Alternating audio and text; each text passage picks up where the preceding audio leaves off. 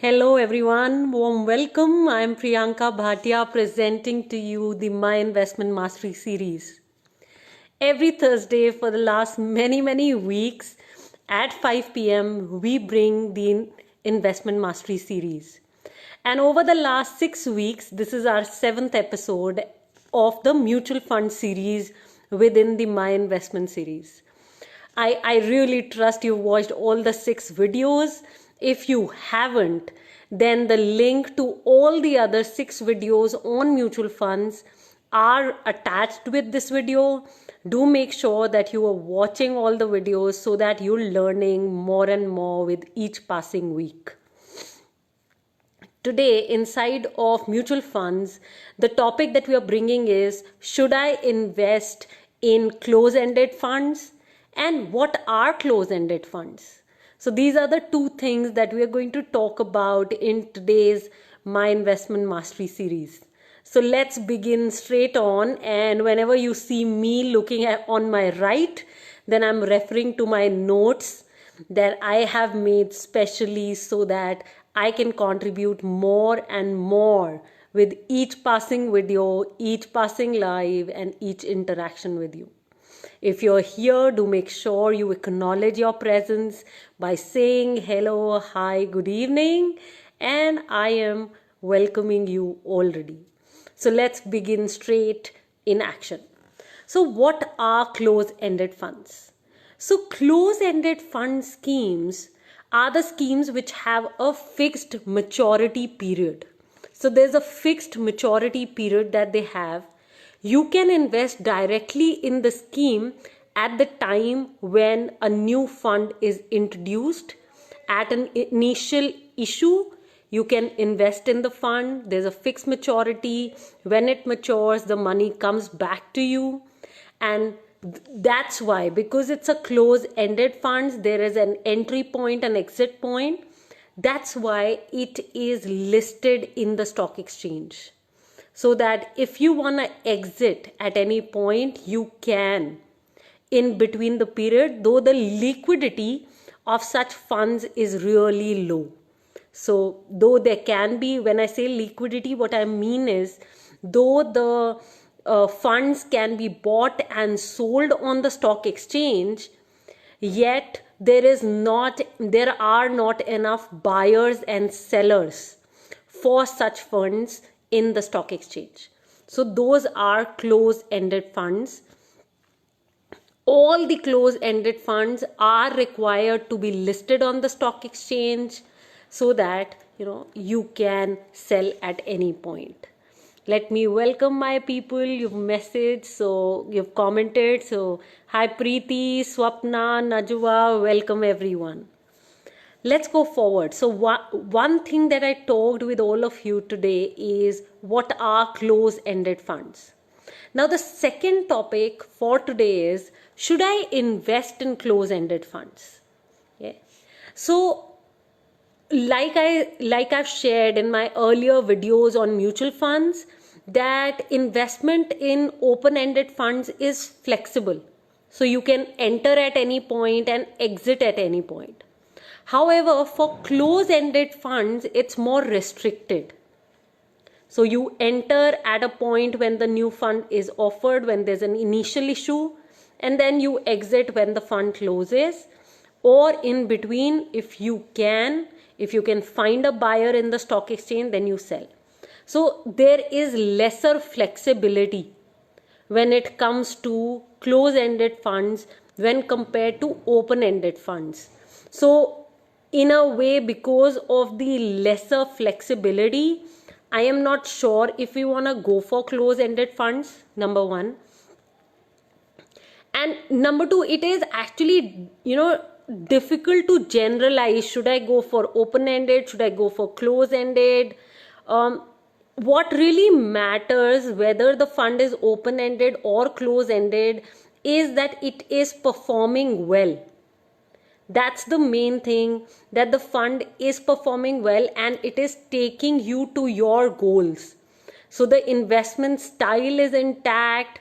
There is good fund management that's happening. The fund category that you're choosing is right. So all those things matter more than identifying open-ended or close-ended funds. However, if you don't want to stick to something where there is lesser flexibility, then you could choose open-ended funds. However, why you should invest in close-ended funds? So if you want to look at that, then there is a lock-in kind of a period. So it helps you save more, it helps you stay restricted. Like you can't be impulsive with these funds because there's already a close-ended period for them. So lock-in helps, and the lock-in helps the fund manager as well, because he or she can invest for for some time without being worried that people are going to withdraw the money. So there is enough money that he has under management which he can build the portfolio with. So that those are the reasons that you could look at if you're looking at investing in close-ended funds. Why you shouldn't be investing in close-ended funds? Because there's no record. Like, you don't know what the past performance is of these funds, so it's difficult to create a selection criteria. Like, why this fund, what's the reason, what's the past performance, you just don't know. Number two, there are not there is not systematic investments. So we generally in our community follow the systematic investment plan structure, where we are saying that, okay, let's keep investing month on month and keep averaging the prices throughout. So that is not available with close-ended funds. So there is no systematic investment plan, there is no systematic withdrawal plan or systematic transfer plan. So none of those exist. So you should invest in close-ended funds depending on the kind of investor that you are. If you're extremely disciplined, you're working on your asset allocation, then you would prefer open-ended than close-ended funds, is how I see it. Yeah. Yes, absolutely. So Ridhima has commented and is sharing her views. Absolutely, Ridhima. So now just the last bit.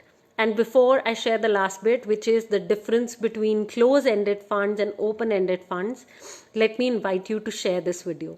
So if you've been creating value through our videos at Women on Wealth, please share these videos. These are, being created with an intention to educate more women. So just go ahead and share the video, guys, because we don't know who out there wants to learn more about her finances. She wants to take charge. She wants to learn about mutual funds. So please go ahead, share, and let's contribute to more and more women around us. At Women on Wealth, we are committed that we will financially educate 50 lakh women by 2030. So let's make that possible together, because only when so many women are financially educated, this world is going to be a very, very different place. Do type in shared. Once you've shared the video, I'm just giving you ideas. You can share this video on on your story, timeline, any Facebook groups, WhatsApp groups. Share them anywhere with your friends, families, anywhere, so that we contribute. That's about it. Our intention is just to contribute. Okay, well, you do that, let me know. Do type in shared. I'm going to now move ahead and talk about close-ended funds versus open-ended funds.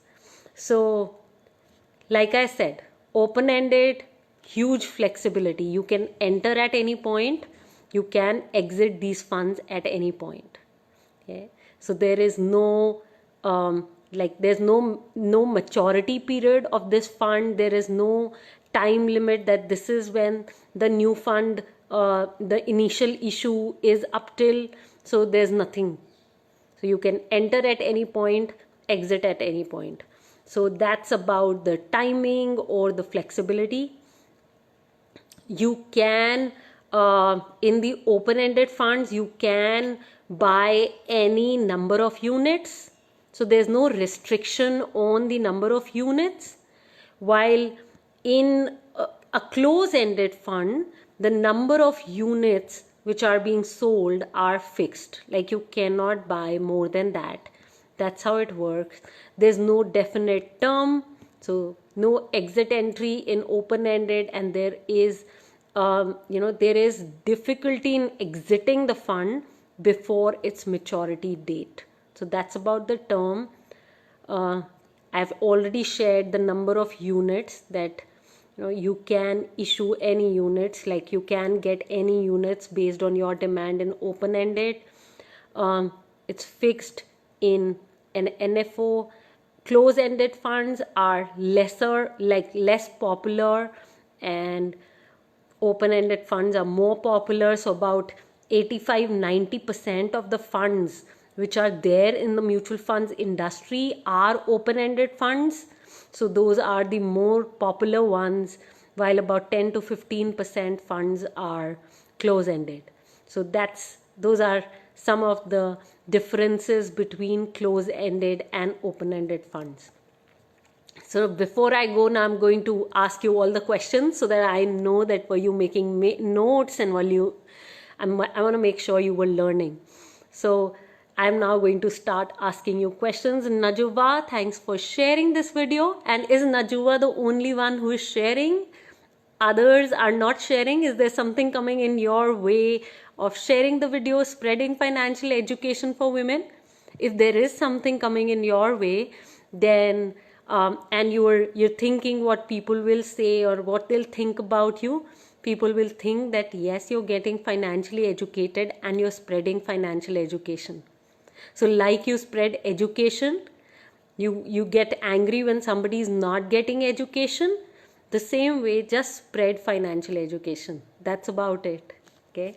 So don't overthink. Just keep sharing this work, because it is about having more and more women be financially educated. Thank you, Preeti, for being with us in this mission. We truly acknowledge the support that we have from Najuba and you in sharing this work across people. Guys, coming back, let's start typing. So what are close-ended funds? What are close-ended funds? Start typing. Just one-liners, quick liners, so that I know that you've gotten. The first question is, what are close-ended funds?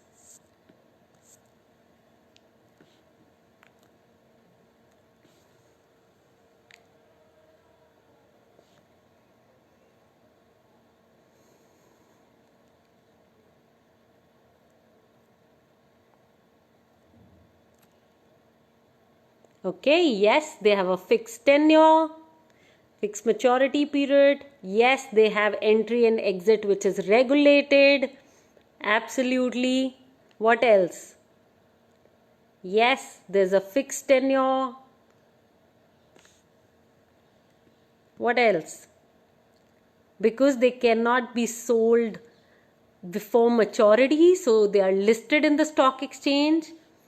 Yes, and units can be bought and sold on the stock exchange.